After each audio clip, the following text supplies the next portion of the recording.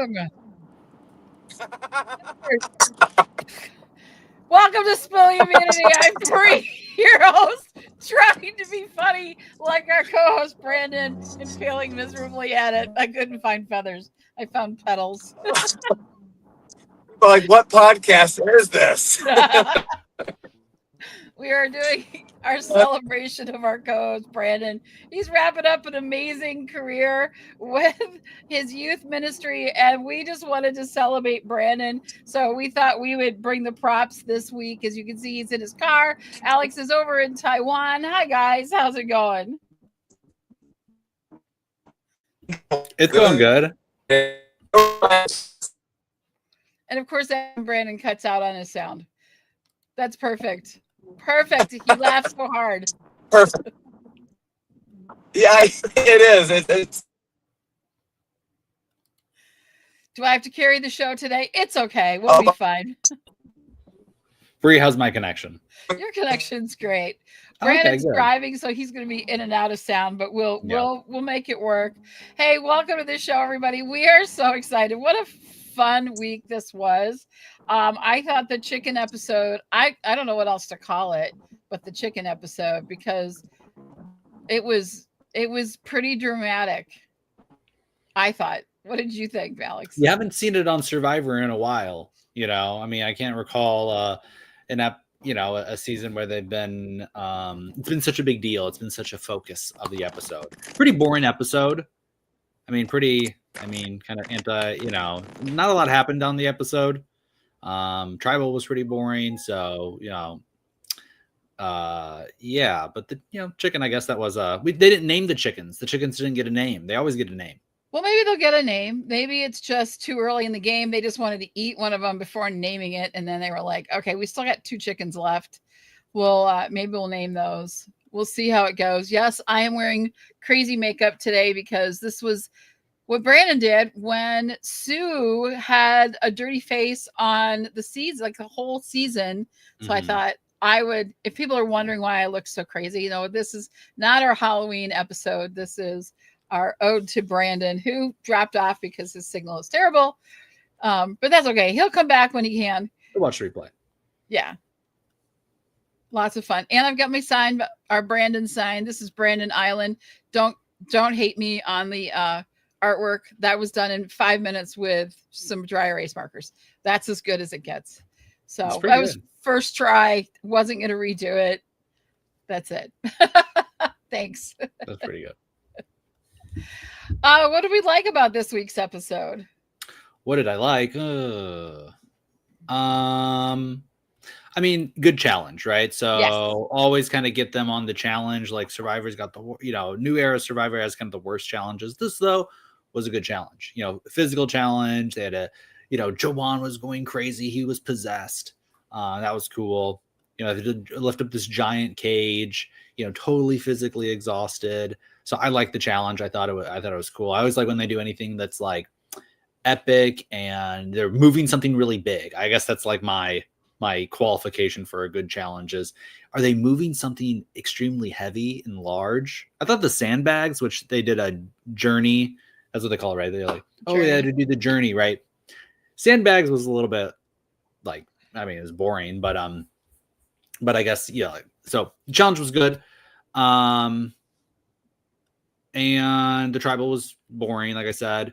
All the rest of the episode was pretty boring. The chicken was kind of, other than that, I was just like, man, this season's kind of what is, this is why they're hinting at 50 the entire time. Oh, wait till 50, wait. They've never done that in the history of Survivor. They've never been like, before this season is even playing, they're talking about the next season. So I don't really have a lot of high hopes. But we'll see how it goes. I can't see anything in the game changing dramatically.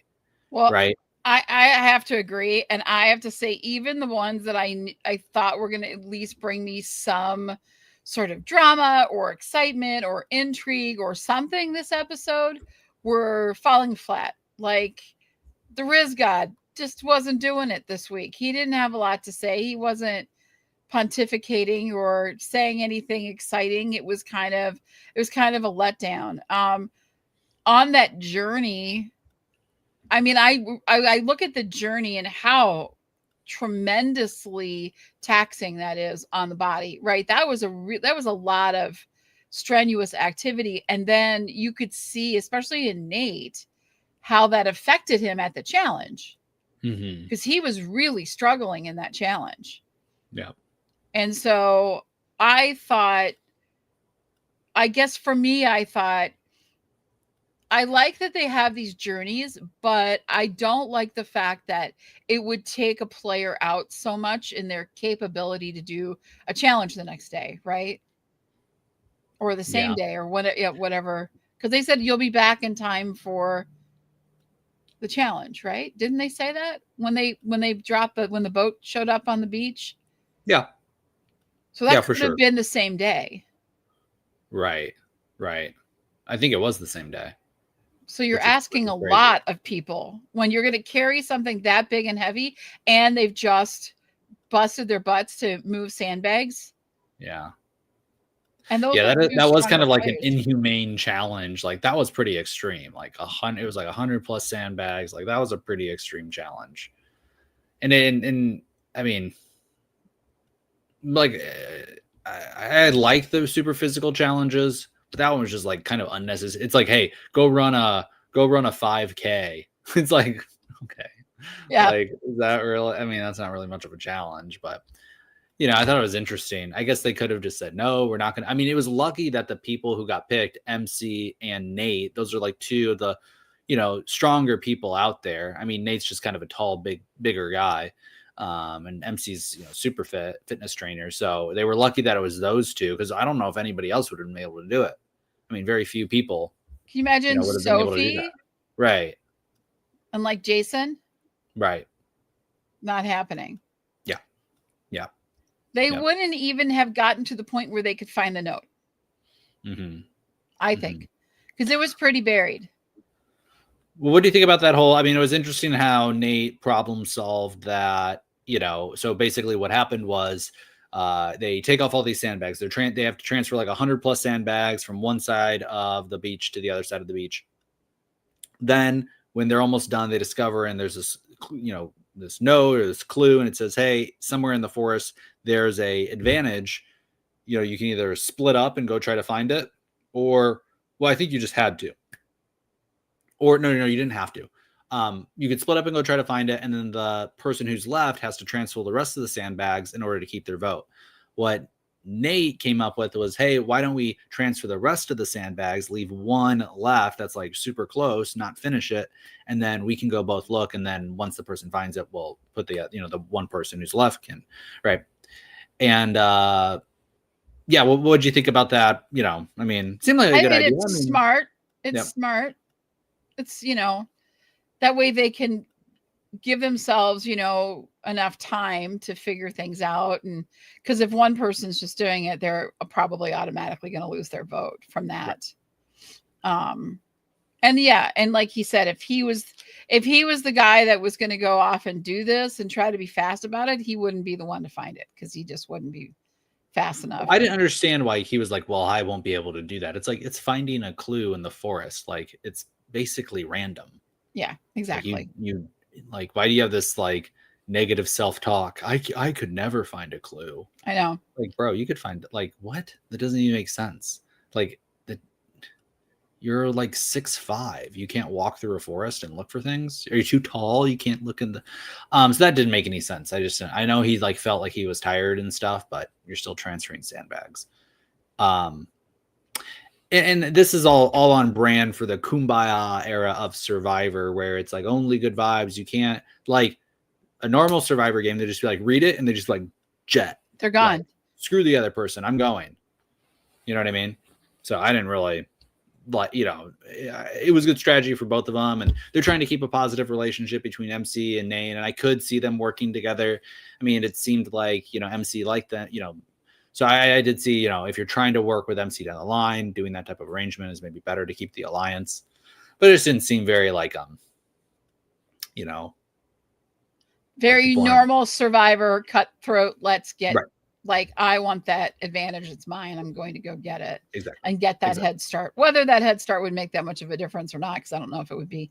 They'd be like, hey, where'd you go? Read the note, and then be flying out to look as well. Right. So, yeah, I thought it was a good strategy. I thought it was smart. I mean, you have to have someone that's going to be agreeable to it, you know. But they're worn out regardless. I think just because of the double physical challenge to them, I think it was a little bit, for me, it was a little bit much. I would have preferred to see it that happen on a day where maybe the challenge isn't quite as physical, because it really took everyone to lift that cage, to move it forward. I liked the way the blue team, tribe, whatever, like just was like, we're just going to take small steps and keep moving forward and not stop. Where yellow was kind of like inching it forward and then just breaking down. And yeah, some of them were like lifting it way too high. You didn't have to lift it that high. No, just off. It just needs to go over the ground. Yeah. Right. Like lifting it over their head. And this episode kind of came off to me as like the Sage episode. Yeah. You know, there, you know, kind of a big part of this episode was this rivalry that is building between Shannon and Sage. You know, people are realizing that Shannon's playing really hard, that she's bouncing around the camp. And we kind of predicted this last week that people would kind of become aware of Shannon, but probably not go with Sage because she's just a little bit too kind of weird. Like, but she's not even that weird. She just kind of categorizes herself as weird. You did kind of see, you know, some interesting aspects of her this episode. But what happened was basically Steven and MC were kind of getting wise to Shannon, and they went over to Christina, who is kind of core to their alliance, and said, hey, you know, Shannon's playing really hard, and Christina has a really good relationship with Shannon. And so she was kind of like, hey, do I go with my head or do I go with my heart? And it seemed like basically Christina made the decision, like, I'm going to work with MC and Steven, and we're going to kind of be against Shannon. Now, they didn't go to tribal, so that wasn't tested, but it did seem like Sage was kind of brought in, and, you know, that allowed her to kind of integrate into the group and told them some information about Hina, which is that Rizzo has an idol, right? Yep. So we'll see if that plays out, if Shannon stays in or if they vote Sage out. Yeah, I thought that was really smart, actually, of Sage to do that. Did Shannon tell you that? Did she share that? Oh, shit. Yeah. Dropping stuff. Did she share that with you? Did she, you know what I mean? So yeah. I thought for Sage, it was a really smart play, because that's, you know, when you give that big of a piece of information out, and when you're trying to like build that trust with people, I thought, you know, it's not like we saw Matt go to Jawan and say, oh, I think we should do this, and like tried to give him some information, but like it wasn't anything big, and Jawan saw through it basically and was like, no, Matt, you're like, I'm gonna say yes, but I'm gonna, you know, we're gonna get rid of you. Right. With Sage, the way she did it, she was like, she made a point of not just sharing a piece of information, but then throwing in that, did Savannah share that with you? Did she tell you about this? Or not Savannah, did Shannon share that with you? Right. So I thought that was really smart. A smart way for Sage to find her way into that group. Now, will she be, you know, she'll be at the bottom of the group if she's in that group, but I think it was definitely a smart move on her part. I think Shannon is looking a lot more unsteady in her position now because of that. I think it really did make a difference in how they perceive Shannon. Because if you take that piece of information and you blend that with the fact that people are already feeling that she's, you know, trying to talk strategy with everybody, she's playing really hard, she's got all this stuff, she plays on people's vulnerabilities, like as they were saying in the episode. I mean, you pair that with the fact that she has knowledge that she's not sharing, you know. Yeah. Yeah. So, traveling slow-mads. That's Johanna, actually. I know. I was going to say. I recognize those people. That's right. Didn't see it coming. Yeah, I don't think Sage is going to be able to integrate into the tribe. You know, she's at the bottom of that alliance. You know, she hasn't been able to really make relationships with anybody. You know, and it doesn't seem like she's able to really. You know, like who's like one person that she's getting close to. You know, Everyone. she kind of like is always on the outs, and you saw that when Steven and Steven and who came up to her? It was Steven and Alex. Steven and Alex came up and said, "Hey, you know," she was like, "I'm feeling FOMO." They were having this conversation, and so they came in and they're like, "Hey, Shannon's feeling really hard." And then Sage was like, I've been wanting to say something. I've been trying to say something," which is good for her to kind of play in the background. Because, you know, but yeah. Okay. I have to say, I'm starting to really like Sage, and it's not for the gameplay. Mm-hmm. It's not for the gameplay, but I think she's going to be serving the rest of the season that she is on the best reactions to things in camp. So we saw that preview at the end of her giving this amazing, hysterically funny face to what Shannon had just said. She's like, ugh, or whatever she did, which I love. So I could take, like, I'll keep Sage around just so she can serve some of that to us while the season goes on. We need something in this season. So if Sage, I know that's kind of like that's kind of like this season is like the highlight is Sage, who's, you know, I sort of like her in some ways, but you know, she's no Carolyn. You know, she's really like she's more expressive than she's when she's like doing her solo interviews, she's not really very expressive. Like when she's around people, she's a little bit like, you know, kind of has these little quirks and stuff, and yeah, the faces, but like, you know, if that's the highlight of the season, it's like, oh man. Because you're not really getting a lot. I mean, the other like personality is like Savannah, you know, and hers is just like complaining about, oh, I don't like this person, and Joanna's stealing my stuff, and oh, it's like she's bringing it. It's like it really, really bugs her, so she's like constantly bringing it up to like other, just is eating, which I can maybe understand, but like you know, they brought it up like 3-4 times in this episode where she's talking about it, and like that was kind of like the juicy part of like the first part of the episode. I'm like, this is so boring. Yeah. And I think, and that unfortunately is not going to play in Savannah's, like, I mean, I know she's not really saying that, that's all in like confessionals that she's saying that over and over again, but it's getting old and tired. And you have to remember, you know, part of the appeal is how you come off on camera, right? If you get, I mean, I know she gets asked back, but just the fact that if we get tired of hearing that, she's going to lose that popularity that survivors get after the show. You know, it does say that she was a former reporter. She's not a reporter. She's a former. How's that a job? Former reporter? Like that's not a. Okay, that's Traveling Slowmad says she does the funniest reactive faces in the moment, like while hugging someone. Yeah. Which I love. It's like The I Office. want more it's of like that. the person who watches The Office. They like look into the camera and break the third wall. And they're like, yeah. Hers are more like faces of disgust, but yeah. But I love that. I mean, I'll take that. If that's what I got to get this season rolling for me, I think I'll take it. I do think it was interesting with the chickens. I will go back to them. Do you think that they continue to kill chickens, or do you think that they get any eggs out of any of these chickens? Do we even get, have we ever seen chickens lay eggs on Survivor? I think maybe once. I was thinking kill all the chickens right now and eat them all right now. Yeah. You know what I mean? Like just kill them all and eat them all.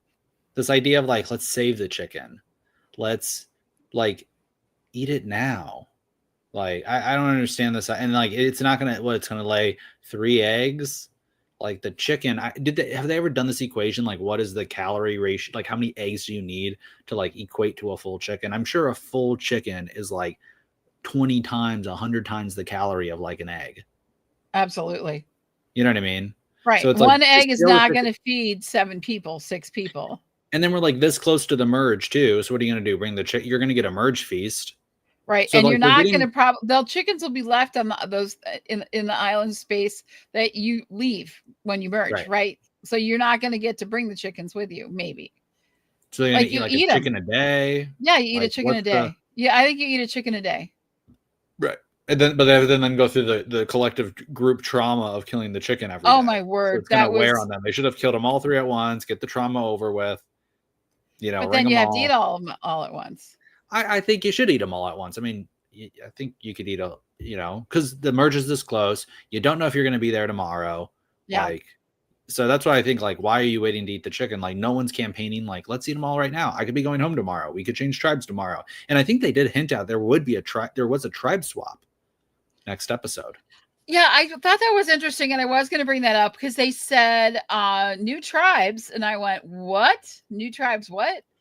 So, what are we doing? Are we because we don't want to have another person sit out? We're just going to look. I got more of these things slaying around. Are we going to have to swap again so we don't have a 4? Is it what is it? It was 6 and 6. No, it was 7 and 7. So we're down to. But we have a 5 lot and of 7. uli. So it's 1, 2, 3, 4, 5, 6 uli, 4 hina, and 2 kele. So it's 6v4, and this is why Rizzo and Savannah are like, oh, they're so dominant. Well, it's because they're going in with this big majority, and so I think they're trying to mix it up to try to get one of these. I don't think they should. I guess unless So production you really or should have whatever. eaten the chickens at once. Right. Because no one's So- going to see a tribe swap again. Right. Yeah. Well, Jeff said, you remember when they switched, he did say, like, in Survivor 49, we do have it scheduled where there is a merge at this number. So I'm thinking that all of these things are pre-planned, so like this last minute mix up before merge, because I think it's going to be mix up the tribes. One more person goes. Next episode, it will be fake merge, which is you go into Only one half, tribe, yeah. and then the person gets voted off. They don't make the jury. And then that would end it with a jury of 1, 2, 3, 4, 5, 6, 7, 8, 9 people on the jury. That makes sense. Mm-hmm. So that's what I'm thinking happens is they do tribe mix up. Okay, next episode, it's fake merge, which means they go into one tribe, but the person who gets voted off doesn't get on the jury. And then after that jury vote, then you have your final, real jury and merged tribe. Yeah. So we have a lot of stuff that's going on. We've got MC who's got to find the Beware Advantage map to find the idol. We've got chickens that you could be swapped away from and lose your chicken dinner. No winner there. There is some things that are happening on. Oh, look who's back. He made it. You made it. Juwan stole my Wi-Fi connection. Oh, that was Is it. what happened. Yep. Completely gone. He needs to stop doing that. Where have we left? I'm so bummed because I thought this episode was great. Catch me up. Oh, we've just been hating on the episode for the last 30 minutes. You can't hate on an episode with chickens. Okay, well, true. Brandon, you have the floor. Break it all down for us. Okay, so I thought, first Shannon scheming way too early with people who have never even been to tribal, trying to break them up. What is she thinking? Ruining her game, like right then and there. She's like me in the fact that, like, my wife is it Steven, or what was the guy's name? Steven, yeah. and Alex. Yeah, Steven. And, I get up, I'm a morning person. I have my cup of coffee. I probably have read 3 books by the time my wife gets up in the morning at like noon, right? Kids are at school, all the things are happening. And if I was to tell my wife, hey, here's a big plan to change everything, right as she's not ready to talk to me, she's going to vote me out of the bedroom. She's going to vote me out of the marriage. Like, it's not happening. So the fact that she did that, she signed, I think she signed her death warrant. That's how crazy that was. Did you guys talk about that? No, we didn't talk about that, but that's a good point. I totally agree on that, Brandon. Yeah. When you're up for like 3 hours and then your wife wakes up and then you're like, you tell them like the craziest thing that you've been thinking about. And they're like, I just woke up. You're Alex right. goes through that I literally do it every every day. single day. He wakes up and I've left him like a whole novel. Yeah. Notes. Yeah, it's like, honey, let's have 4 babies, adopt 3, and give birth to a hamster. Like, that's the kind of statement you don't make to your wife first thing in the morning. So, Yep. morning people, really. I mean, that's what I am. So yeah, so we agree there. Okay, so far we're good. What did you think about Sage sharing the Rizzo info about his idol? You know what? In Sage's situation, she did better than what Shannon did, because at least Sage has given them information in a situation where did she know at that time that Shannon was saying things, or did they tell her after? I think he told her after. No, okay. They told her. I feel like they told her before. They told like her a couple before. of them that they did, because she hadn't talked to MC yet. And MC was part of the revelation that, hey, this is who has it. So I think she did not earn the trust yet, but like they came to her and been like, hey, I think Shannon's kind of throwing your name around, and then she gave them trust chips. Did she need to go that far with it? I don't think so, because she doesn't have anybody right now. Like, she's in a safe position, but who is she teaming with the duration of the game? She's reminding me a lot of, who was that one? It was season 39, Nora, where she went like to the very end, but she wasn't gonna get any votes. Like, she's giving me those vibes right now. Yeah, What's your guys? possibly. Yeah, what's your guys' take on Sage? I'm starting to like her. I'm here for her facial reactions to people. I know she's gonna be serving it the rest of the season that she's on. I mean, I'm here for that. So I like her just because of that. I do think she's gonna be a difficult player to work with. And like you were saying, she doesn't really have that number one, but neither does Shannon. And that's what Alex brought up earlier, was that who is Shannon's number one? Yeah. Well, who's Sage's number one? Sage doesn't like. She's trying to create an alliance with like the entire tribe instead of trying to build relationships with individual people. Yeah. Shannon tries to, but she just kind of assumes like, oh, this person likes me. Like that was with the Steven thing. Like, you know, she, I think, on Survivor, people can't like disassociate with you. Like they can't just like leave. Yeah. So the people who are around her in like normal life, like they want to be around her. They like what she does. And so, she says, well, people love me. Right. And it's like, well, on Survivor, they're going to say that they love you. So she maybe is good at making that first impression because she's so high vibe. She's so in people's faces. And so, willing to kind of invade that personal bubble. But that gets really invasive after a while. And that's kind of what people are feeling now is like, she is too close. She's coming into, yeah, because she was compared to poverty at one point, and the one thing that Shannon doesn't have that poverty had is a little bit of spatial awareness to be like, okay, like I can't go this far into things. She probably learned from poverty, or maybe she, like she said, she naturally has that ability to connect with anybody. Sage said, you pick a topic and she'll be glued to that topic to make sure she has you zoned in and can talk to you about that forever and keep that conversation going. But one thing, you guys are absolutely right, is that she does not have that, oh, I'm overstepping a lot of bounds right now and being way too proactive, especially since half the people on our new tribe right now have never been to tribal council yet. So we just lost your sound out, Brandon. We've got it, but it's like a robot. And now you guys sound like robots. You guys keep talking. I'll get my robot. Okay. That's awesome. I do know what you're saying, but we can't hear you. But it's funny.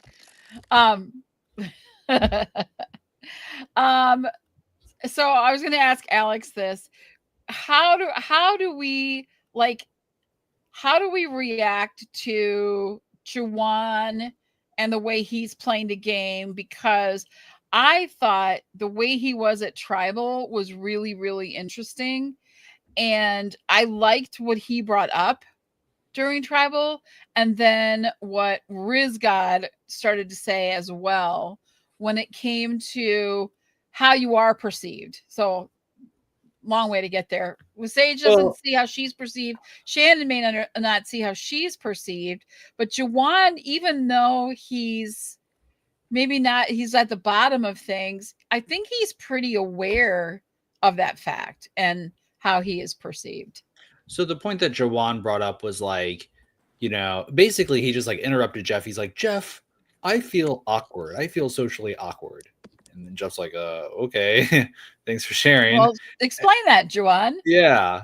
And then Rizgod was like, you look at other people and you start to get self-conscious or laughing at other people's jokes. You think, am I funny? Or they're really connecting. You think, can I connect with people? It's like this, just people are, this like paranoia. It's partially paranoia, feeling uneasy about your place. I don't like that. Like the whole Tribal is like Jeff baiting and like trying to get this like therapy session going for everybody and their lack of self-confidence. You know what I mean? Like, it's just like, we're not talking about strategy here. We're talking about people's like perception, like self-perception when they're in like their most broken down state too. Like, this isn't even how they really probably perceive themselves in their normal life. But you take somebody, you beat them down, you starve them, you do all this stuff, like they're going to feel more emotional, more insecure about, so I just like Tribal was so boring. I'm like skipping ahead. Like, okay, this isn't, I don't even want to watch this. Cause it, like, they didn't even talk about strategy at all. It was just this whole, I feel weird. And Jeff's trying to kind of relate it back to strategy, but it just was, it seemed forced. And like, I'm like, Jeff, ask a strategy question, or like, but there's nothing going on in the tribe. There's no strategy happening for like this entire season up to this point. So it's like, you can't even ask a strategy question. So that's, yeah. After that Tribal, is that why you think that they're going to mix up the tribes again? Because Jeff's like, this isn't working. Yeah. Brandon, go ahead. Yeah, do I still sound like a robot? No, you're perfect. Okay, great. Well, thank you. I mean, the season is being handed to Rizgod and Savannah right now. They were on a tribe that never went to council, and now them losing is actually them winning. And they switched with the right 4 people to where they have their 4 and their 3 all lined up to where if Chris and Dan weren't wonderful, which they didn't work. I mean, Chris even said, I'm not going to work with you guys. I'm going to stick with my own tribe, see, like an episode ago. So, and Jawan is there if they need to vote out one of their own. So, like, this is silver platter Survivor for those 2 individuals. And you're right. Like, it has not been a lot of, I appreciate seeing Savannah kind of, I loved how she kind of manipulated Chris.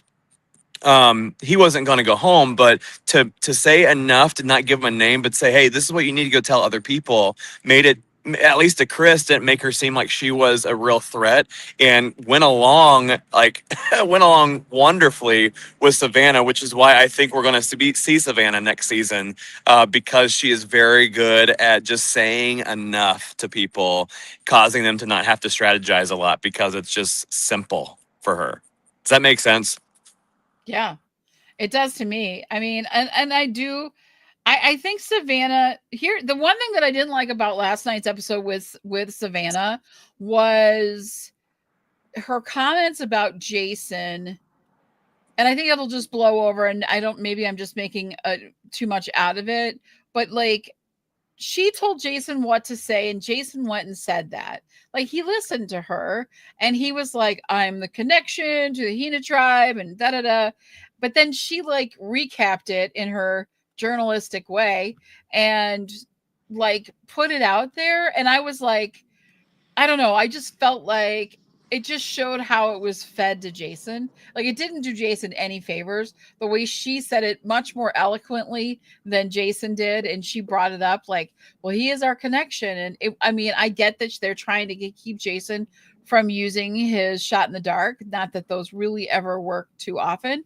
But I don't know. I just thought it was, I didn't like that when she said that, for me. Oh, I thought it was great on her part, just because like he went in there confident. He went in there so, and maybe it's more Jason being naive. Yeah. But he went in there saying, I felt confident. How do you go into tribal going in confident when you only had one other kind of alliance with you who got voted out? No one's really given you a name, at least. You're the only one who's thrown out Riz God. And poor reading on his part for saying that Riz God was the one of the four that everybody else was going to join in on.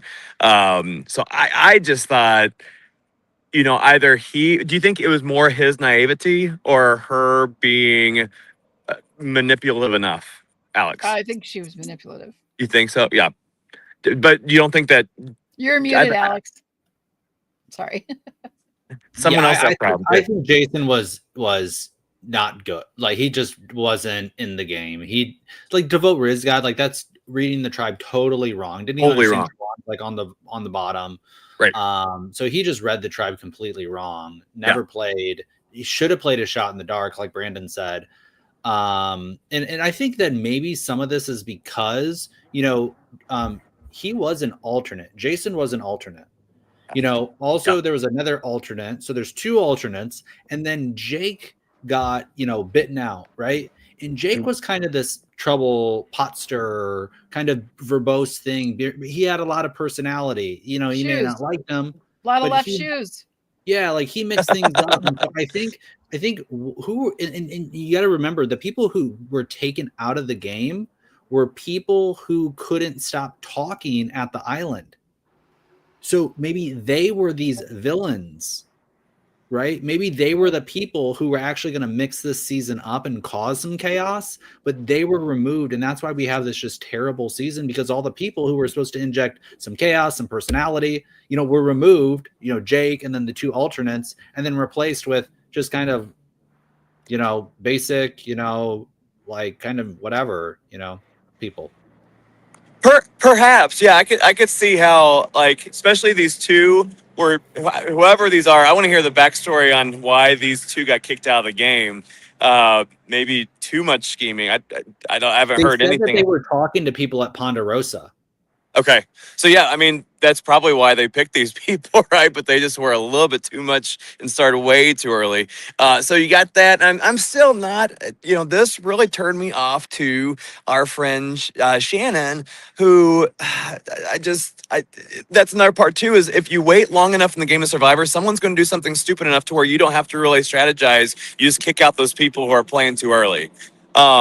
So, you got to go in and probably like 2 hours before tribal. And sometimes you hear seasons where they're still talking like the last 5 seconds and they switch things up, right? Australian Survivor, they switch it up at Tribal Council. So we're not seeing what Australia does, and that is a bunch of crazy stuff happening at Tribal, which is when they need to start mixing things up a little bit more.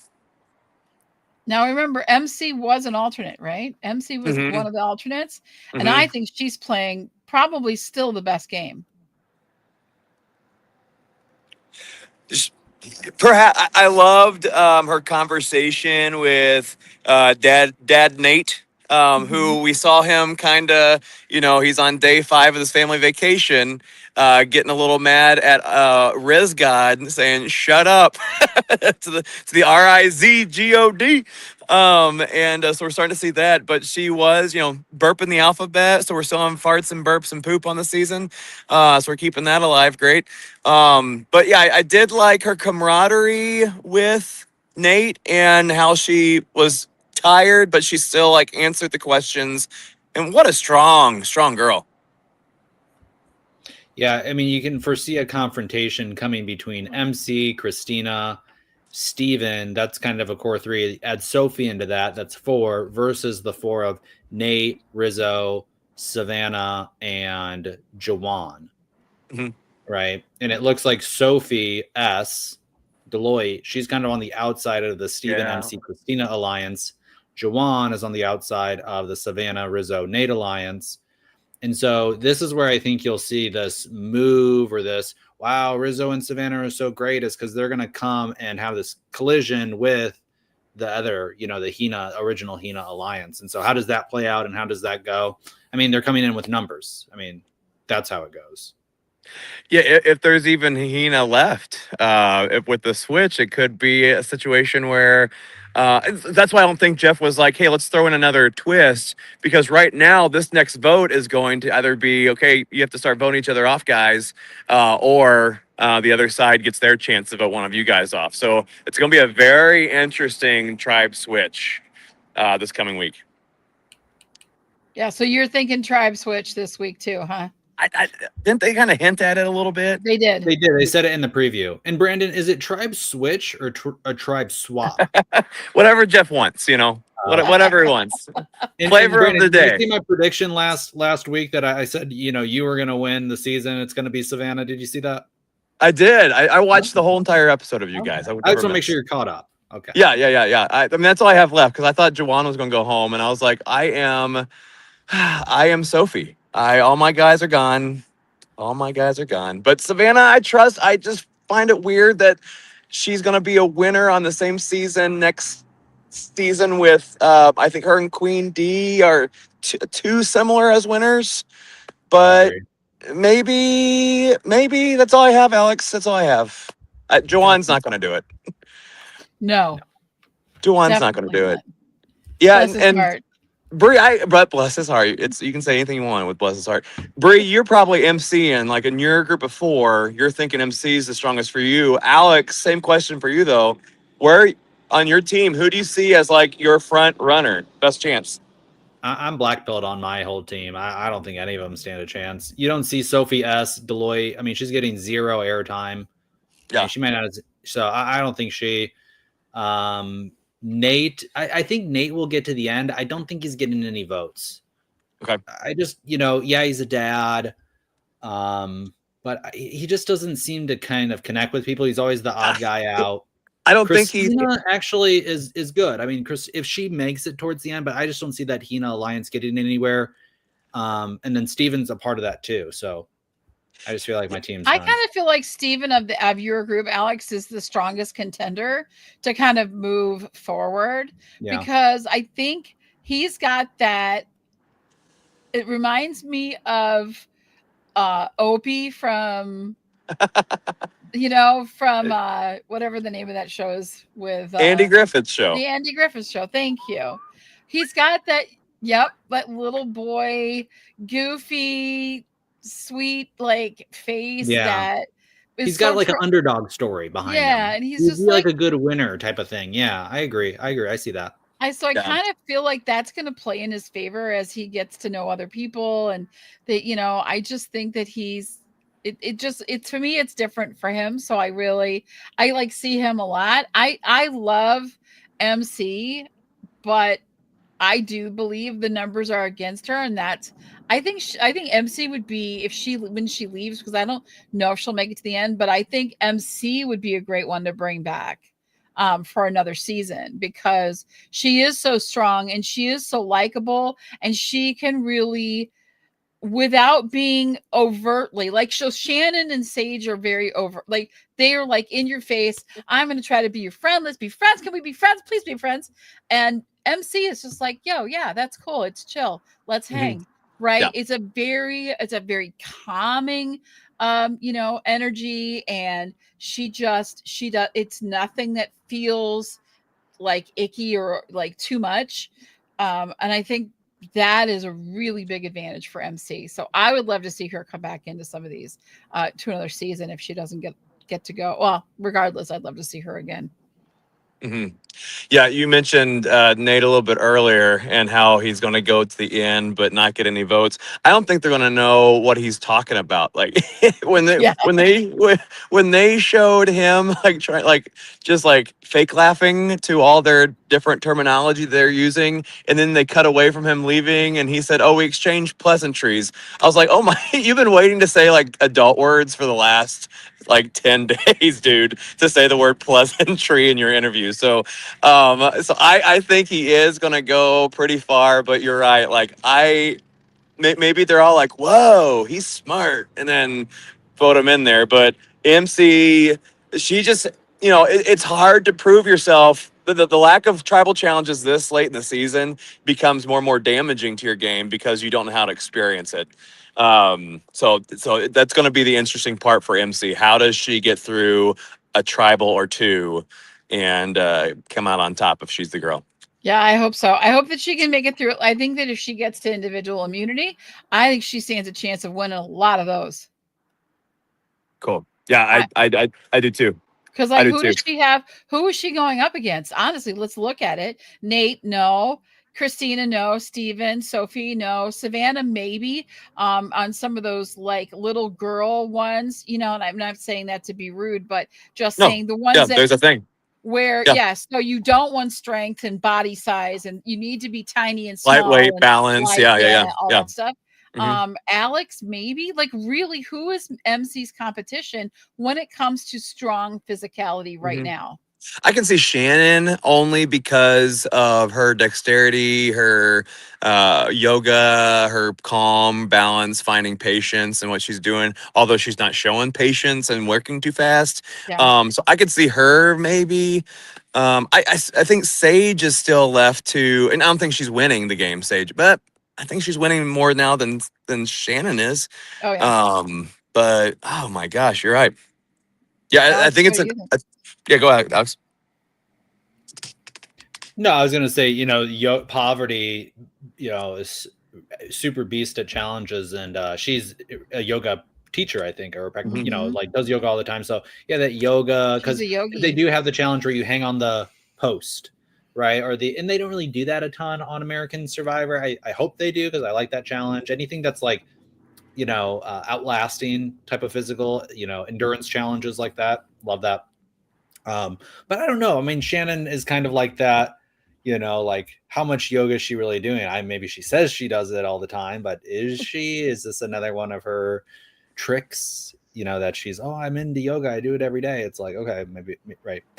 So we'll see. I agree. Like MC is it's gonna be hard to match her physical strength and her, you know, but I don't know. I feel like as they go deeper in, it's less physicality and it is more puzzles. It is more take the ropes and have the ball go down the track, you know, bowl with a tiny ball. You know, it's like all these like balancing dexterity tests. So I don't know if she's gonna excel at that necessarily.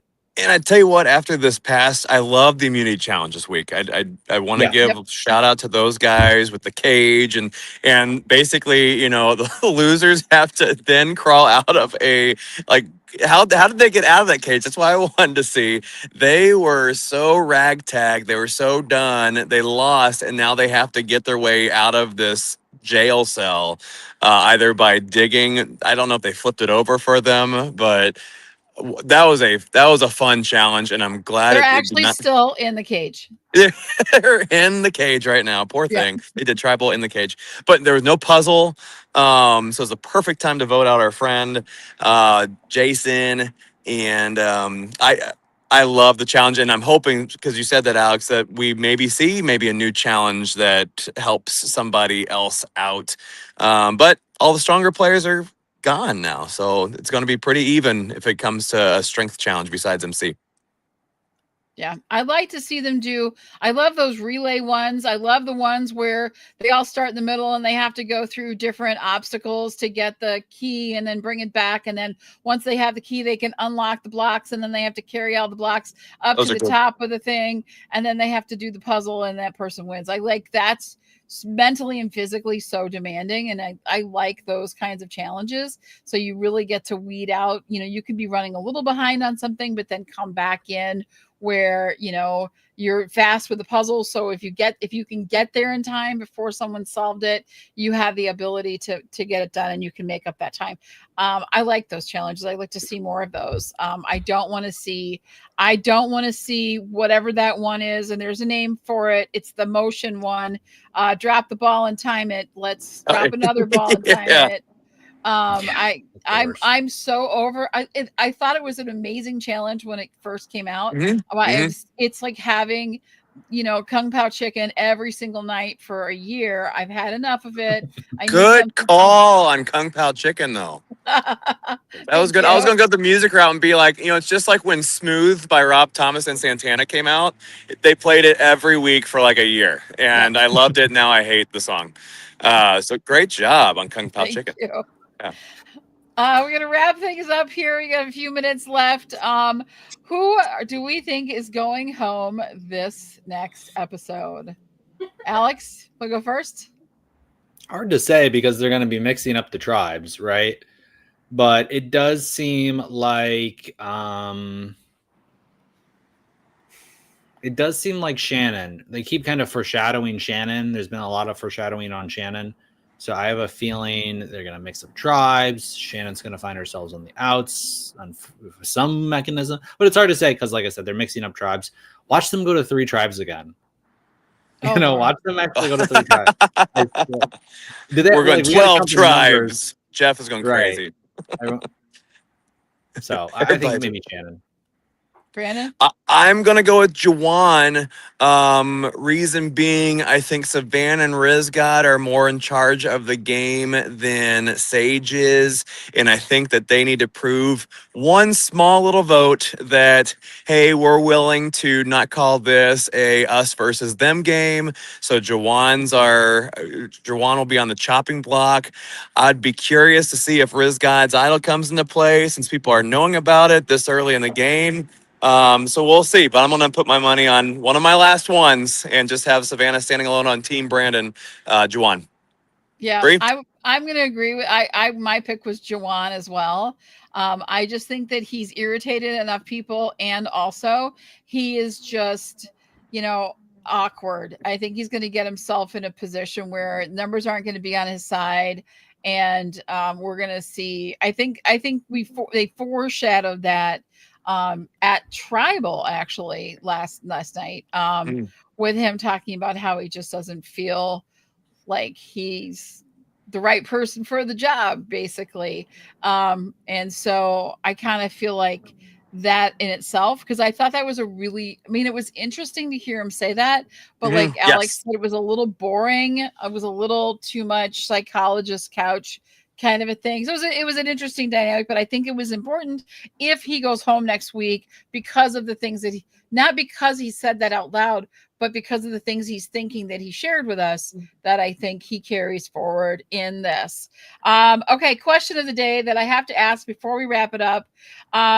In previous seasons, we have seen big name Survivor players come back to help the players that are currently playing, right? We saw Boston Rob, we've seen Sandra, and we've also seen Cochran. So my question to you is, if we brought Cochran back as like the reward for this next episode, who would you want him to coach for that one afternoon on the yacht that they would win for doing that?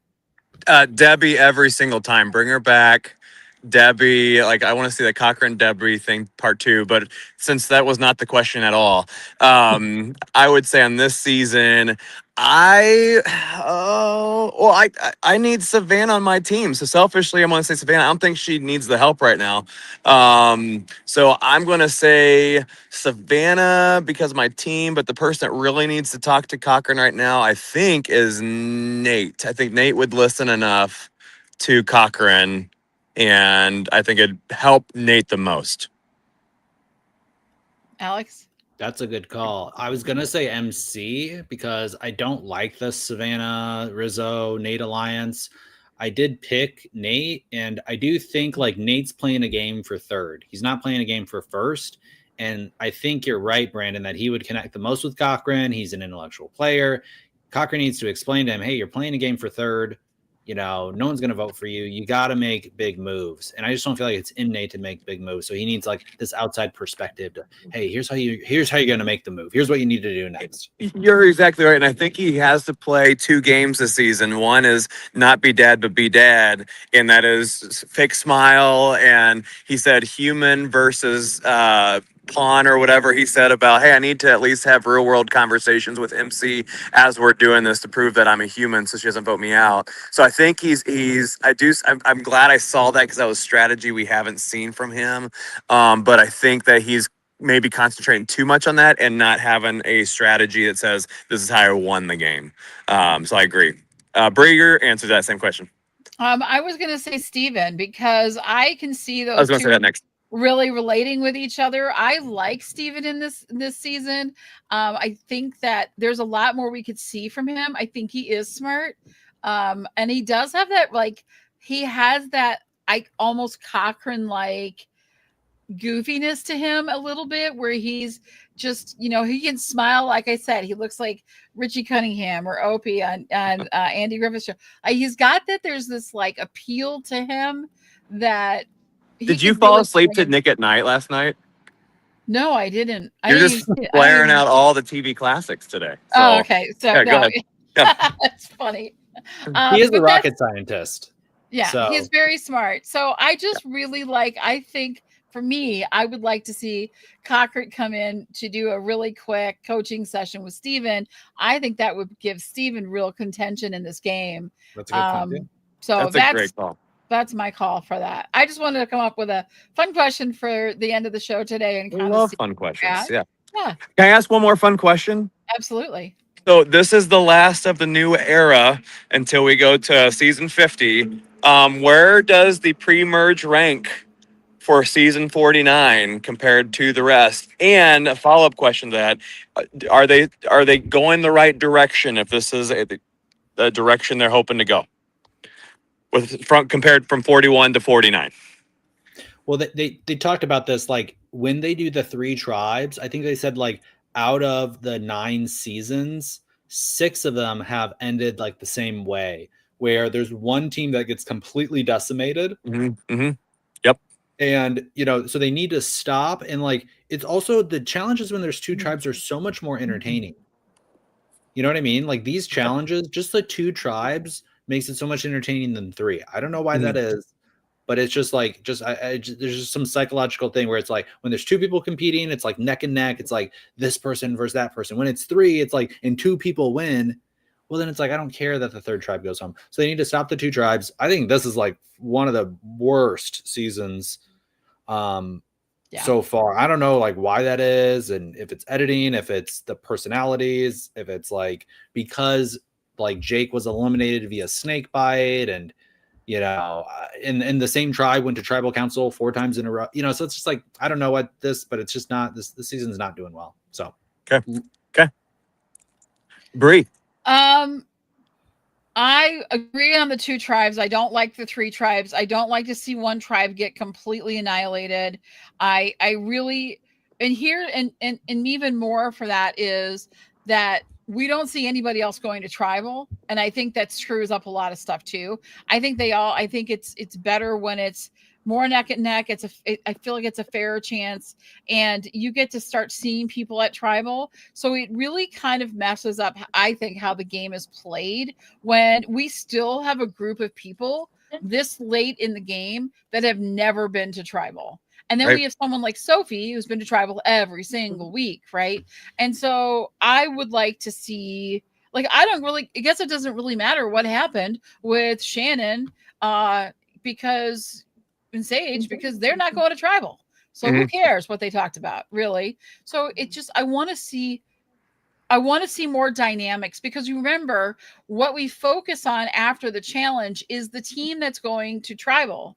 And if it's the same team every single time, it's a lot. I want to see more of everything. So that's why I don't like the 3. That's my primary reason why I don't like the 3. How is this season doing in terms of other seasons and where we're headed? I think I personally feel that they tested a lot of stuff in the 40s. So they're going to, I think, in my opinion, take what is working and throw out what is not. And after 50, we're going to see some big changes again. I think we're going to see maybe a melding of things. I think we'll bring back the villains. I think we're going to get villains in 50. We have to, because they're there. And I love that. I'm so here for it. And I think, we tried to be the kumbaya of Survivor for 10 seasons, and it's enough. I think we need that mix. I think we need the drama in there more, and they're going to get a huge response from 50, and it's going to lead them to where I think they already know 51 and 52 are going to go. So I think we're going to see another shift up. I think it's going to, I think I think because they're seeing what works and what doesn't work. And this season, you should have been better by 49 than you were in 42 or 43, but 42 and 43 were better than 49. So whatever you're doing is headed in the wrong direction. Time to make a change for that. Long and I would simply, no, that was good. I would simply say I do not like seasons, and I know they can't do this. Maybe not. Maybe more betting or whatever where people quit. So I'm so glad that this was not a season where anybody has quit. Yeah. Yes, there was a snake bite, which what can you do about that? But yeah, the 3 tribe things. I think that's something Australian Survivor has always gotten right, and that is to not fix something that's not broken. And so I would say that it is on the wrong half of the top 10 list for these last 9 seasons. But at the same time, I almost wonder, like, what if this was season 41 or 42? Are we just saying some of the stuff because, like we said, the same thing happens over and over again with a weaker tribe and a stronger tribe, that it's just become stale? So I kind of want to give it that notion too, that it is the last of, hopefully, what you said was that 51 is kind of throwing out the bad and keeping all the good. Yep. Very cool. Well, thanks for coming with us today, Brandon, from wherever you're at, the golf course, I don't know, Universal Studios, Fiji. We love it. I don't even know where I am right now. I stopped on the side of a road when I saw 5 bars, and so I have no clue what town I'm in. Oh, okay. Cool. That's awesome. Yeah. Alex, you will not be are you joining us next week, maybe? No, I'm gonna fly to Fiji. Alex is finally getting off the island of Fiji, and he is flying back to the States. So we will miss you next week. But we will see everyone next week. Thanks to everyone for watching. We appreciate you, and we'll see you next time. Bye, everybody.